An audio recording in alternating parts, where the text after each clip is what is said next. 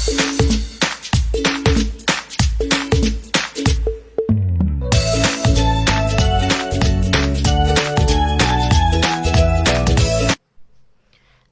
عليكم ورحمة الله وبركاته. أهلا بكم متابعينا الكرام في كل مكان. هنعمل مع بعض النهاردة سلطة لذيذة جدا، بنشتريها من المطاعم وبنحب ناكلها ويبقى نفسنا نعملها زي بتاعة المطاعم بالظبط. النهاردة هنعملها مع بعض وهقول لكم ايه اللي يخليها زي بتاعة المطاعم وتظبط معاكم وانتوا بتعملوها في البيت.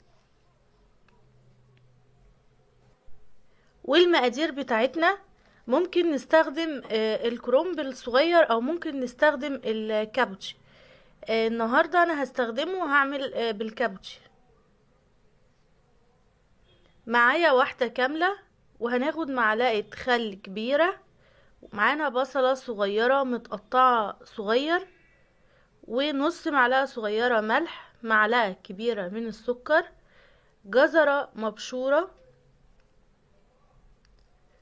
كوباية زبادي او 3 معالق من المايونيز، ومعلقة كبيرة من العسل.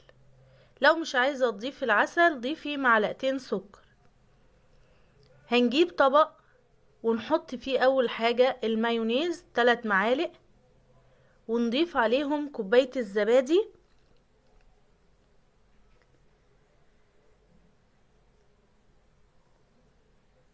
كله بدرجة حرارة المطبخ، وهنضيف عليهم نص معلقة الملح ومعلقة الخل الكبيرة،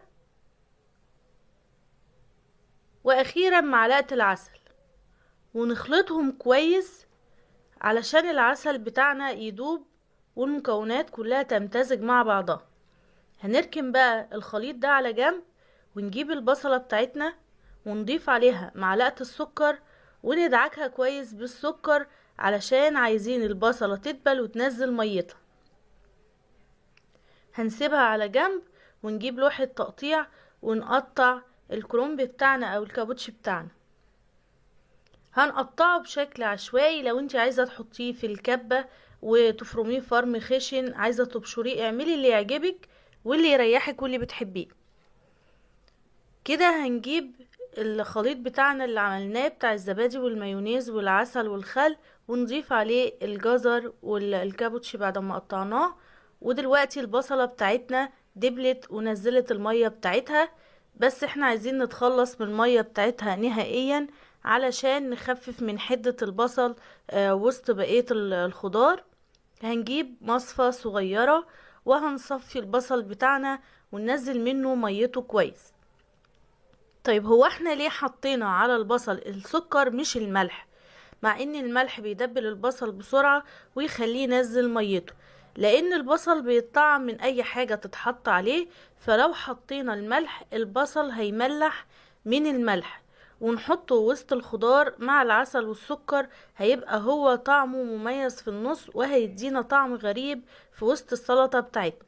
انما كده هو خد من طعم السكر ونزل ميته ومش هيبقى غريب وسط الخضار بتاعنا.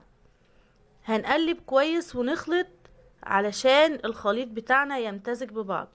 اهم حاجة بقى عشان تطلع معانا زي بتاعت بره بالظبط، ما ينفعش نعملها ونقدمها وناكلها في نفس الوقت.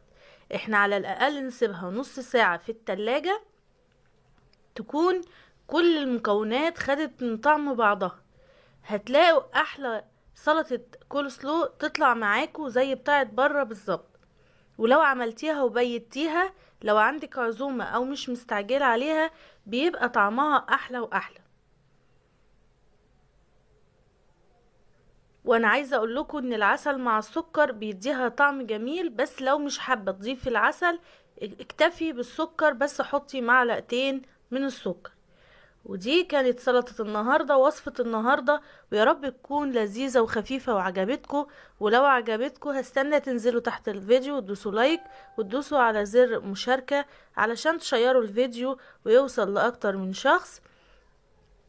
ولو انت اول مرة تشوفي قناتي دوسي على زر اشتراك وفعلي الجرس لو حابة يوصلك مننا كل جديد. واشوفكم في يوم جديد وفيديو جديد، واترككم في رعاية الله وامنه، والسلام عليكم ورحمة الله وبركاته.